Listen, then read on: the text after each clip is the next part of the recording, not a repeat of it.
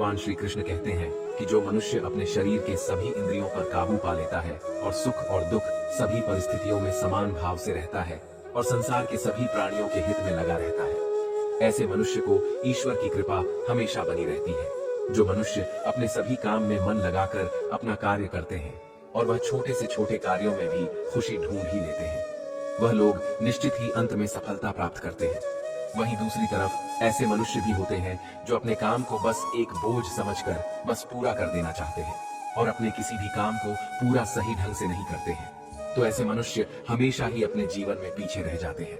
भगवत गीता में भगवान श्री कृष्ण ने यह बताया है, मनुष्य के लिए किसी भी चीज की अधिकता उनके लिए हानिकारक साबित हो सकती है या किसी भी प्रकार की अधिकता हो सकती है, कड़वाहट हो या फिर मधुरता, खुशी हो या गर्व। हमें कभी भी किसी भी चीज की अति करना हमारे लिए नुकसानदायक साबित हो सकती है। जीवन में संतुलन बनाए रखना बहुत जरूरी है। जब तक मनुष्य अपने जीवन में संतुलन नहीं बनाएगा, तब तक मनुष्य अपने जीवन को खुशी से व्यतीत नहीं कर सकता। इसीलिए मनुष्य को अपने जीवन में किसी भी चीज को ज्यादा करने से बचना चाहिए और जीवन में संतुलन बनाकर रखना चाहिए। भगवान श्री कृष्ण ने गीता सार के माध्यम से एक बहुत ही ज्ञान की बात कही है, जो मनुष्य बहुत मतलब होते हैं और उनको बस अपने मतलब से मतलब होता है और वह अपना मतलब पूरा करने के लिए कुछ भी कर सकते हैं। उन लोगों का कभी भी भला नहीं होता। आपको यह बात भी बता दें, मनुष्य का स्वार्थ उसे अन्य लोगों से दूर ले जाकर उसे नकारात्मक स्थिति और ले जाता है, जिससे वह व्यक्ति संसार में अकेला रह जाता है। वहीं गीता में यह भी कहा गया है कि एक स्वार्थी व्यक्ति शीशे में फैले धूल की तरह होता है, जिसकी वजह से वह व्यक्ति अपना सही प्रतिबिंब कभी देख नहीं पाता।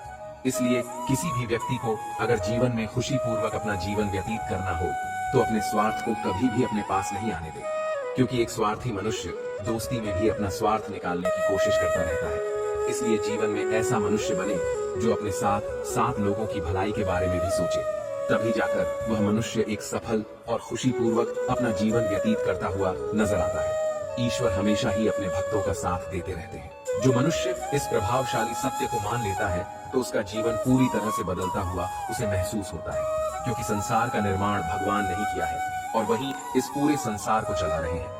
इंसान तो बस एक कठपुतली है जो भगवान के इशारों पर चल रही है। इसलिए मनुष्य को कभी भी अपने भविष्य और वर्तमान की चिंता नहीं करनी चाहिए, क्योंकि भगवान उनकी हर एक विकट परिस्थिति में उनका साथ देते हैं और हमें मुश्किल से बाहर निकालते ही हैं। इसलिए हम सबको ईश्वर पर सदैव भरोसा रखना चाहिए, क्योंकि भगवान जो भी करते हैं वह अच्छे के लिए ही करते हैं। हमारे साथ जो भी होता है, भले ही वह हमें उस समय बुरा लगे, लेकिन आगामी समय में उसके अच्छे परिणाम मिलते हैं। भगवान श्री राम को वनवास मिला था, जिसे उन्होंने स्वीकार किया और संपूर्ण मानव जाति को रावण के अत्याचारों से मुक्त किया था। इसलिए भगवान जो भी करते हैं वह अच्छे के लिए होता है। जब भगवान श्री राम को वनवास मिला था, उस समय सभी अयोध्या वासियों की आंखों में आंसू थे और वे इसके लिए माता कैकेयी और उनके भाई भरत को दोषी मान रहे थे। लेकिन यह विधाता का लेख था कि वे वनवास जाएं और वहां सीता हरण हो, जिसके बाद भगवान श्री राम रावण के अत्याचारों से संपूर्ण मानव जाति को मुक्त कर सभी का कल्याण करें। इसलिए जब भी बुरा समय उसे ईश्वर की इच्छा मानकर उसे स्वीकार करें, और यदि अच्छा समय आए तो उसमें भगवान स्मरण करते रहे। भगवत गीता के साथ में ऐसे मनुष्य के बारे में बताया गया है जो लोग सदैव ही हर एक परिस्थिति में सत्य पर संदेश की आदत रखते हैं और जरूरत से ज्यादा शक करते हैं। ऐसे लोगों के बारे में भगवान श्री कृष्ण ने ऐसा कहा है कि पूर्ण सत्य की खोज, यह हमेशा संदेह करना मनुष्य को दुख का कारण बनती है। शक करना एक ऐसी आदत है जो मजबूत से मजबूत रिश्ते को भी खतरे में डाल देती है। वहीं जिज्ञासा होना एक अलग बात है, लेकिन पूरी तरह से सत्य की खोज या फिर संदेह करना उसको दुख प्रदान करती है। और शक करने वाला इंसान के पास अंत में पछतावा के अलावा कुछ भी नहीं रहता है। महाभारत के युद्ध के दरमियान भगवान श्री कृष्ण द्वारा दिए गए गीता उपदेश को लोग अगर अपने जीवन में उतारे तो आप निश्चित ही जीवन में सफल हो सकते हैं। वासुदेव श्री कृष्ण के अनुसार छल कपट ही मनुष्य जीवन का सबसे बड़ा पाप कर्म है। श्री कृष्ण कहते हैं, व्यक्ति काम, लोभ और क्रोध तीनों के वश में होकर पाप करता है। जीव हत्या सबसे बड़ा पाप है। अनावश्यक हरे पेड़ों को काटना भी पाप है। श्री कृष्ण कहते हैं, मनुष्य जिस भावना से अपना कर्म करता है, उसी के हिसाब से वह पाप और पुण्य में बदलता है। वासुदेव श्री कृष्ण के अनुसार छल कपट ही मनुष्य जीवन का सबसे बड़ा पाप करना। श्री कृष्ण कहते हैं, व्यक्ति काम, लोभ और क्रोध तीनों के वश में होकर पाप करता है। श्री कृष्ण कहते हैं, मनुष्य जिस भावना से अपना कर्म करता है, उसी के हिसाब से वह पाप और पुण्य में बदलता है। वैसे तो हम सभी यह जानते हैं कि ऐसा कोई भी कार्य जो किसी को दुख या कष्ट पहुंचाने के उद्देश्य से किया जा रहा हो, अनुचित को वह पाप की श्रेणी में आता है। वहीं दूसरी तरफ अगर इस कार्य का उद्देश्य किसी का हित करना हो, किसी की भलाई करना हो या किसी जरूरतमंद की सहायता करना, तो उसे पुण्य कहा जा सकता है। वासुदेव श्री कृष्ण के अनुसार छल कपट ही मनुष्य जीवन का सबसे बड़ा पाप कर रहे श्री कृष्ण कहते हैं। व्यक्ति काम, लोभ और क्रोध तीनों के वश में होकर पाप करता है। लालच और कुछ नहीं बल्कि उसकी तीव्र इच्छा का ही परिणाम है, जबकि क्रोध एक तरह की कुंठित इच्छा है। इसलिए श्री कृष्ण वासना या तीव्र इच्छा को ही सभी बुराइयों चढ़ बताते हैं। जब अर्जुन युद्ध से पहले घबरा गया था और उसे लग रहा था कि वह कोई बड़ा पाप करने जा रहा है, तब श्री कृष्ण ने उसे गीता सार सुनाते हुए पाप और पुण्य की व्याख्या से परिचित करवाया था। श्री कृष्ण के अनुसार अपने कर्तव्य पथ से भागना और दूसरों की निजता का हनन करना ही पाप है, और अपने कर्तव्यों का पालन संपूर्ण निष्ठा और ईमानदारी से करना ही पुण्य है। हिंसा, चोरी, काम, चुगलखोरी, निष्ठुर भाषण, झूठा व्यवहार, भेद युक्त बातों से दिल दुखाना, नास्तिकता और अवैध आचरण, यह सब पाप कर्म के प्रकार है। इन्हें शरीर, वाणी और मन से छोड़ देना ही उचित है। कृष्ण कहते हैं, हे अर्जुन, जैसे सूर्य उदय होते ही रात का अंधकार नष्ट हो जाता है, वैसे ही ज्ञान का प्रकाश अज्ञान के अंधकार को नष्ट कर देता है।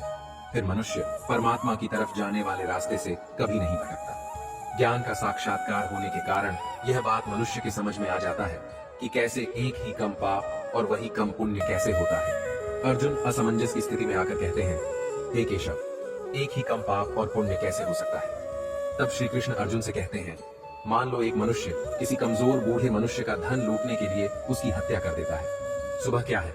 अर्जुन कहते हैं कि यह तो पाप है। और यदि एक दुष्ट मनुष्य किसी अबला स्त्री के सम्मान का हनन कर रहा हो, तो उस अबला की रक्षा के लिए यदि किसी ने उस दुष्ट की हत्या कर दी तो वह क्या होगा? अर्जुन कहते हैं, यह तो स्पष्ट है कि किसी असहाय स्त्री की रक्षा करना पुण्य ही होगा। यह सुनकर श्री कृष्ण कहते हैं, तुमने स्वयं ही अपने प्रश्न का उत्तर दे दिया है।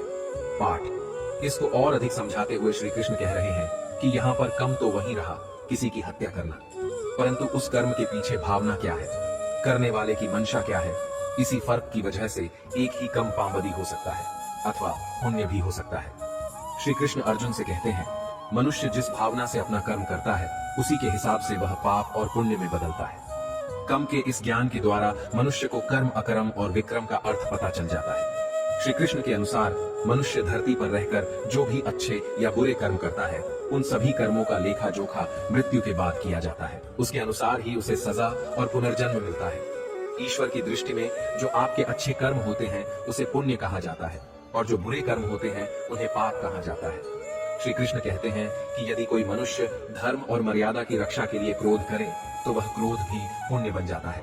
वहीं दूसरी ओर यदि किसी की सहनशीलता धर्म और मर्यादा को न बचा पाए तो वह पाप का भागी होता है। किसी भूखे को भोजन कराना, चाहे वह मनुष्य हो या जानवर, अपने सच्चे हृदय से उनको भोजन कराना, यह पहला सबसे बड़ा पुण्य है। निराश्रित मनुष्य या जानवरों को आश्रय देना, यह दूसरा सबसे बड़ा पुण्य है। यदि आपके पास न भोजन है और न धन है किसी को दान करने के लिए, तो आप अपनी निर्दोष वाणी से व अपने मधुर शब्दों से अन्य के दुखों को सुख में परिवर्तित कर सकते हैं, अर्थात उन्हें सुख पहुंचा। जय श्री कृष्णा।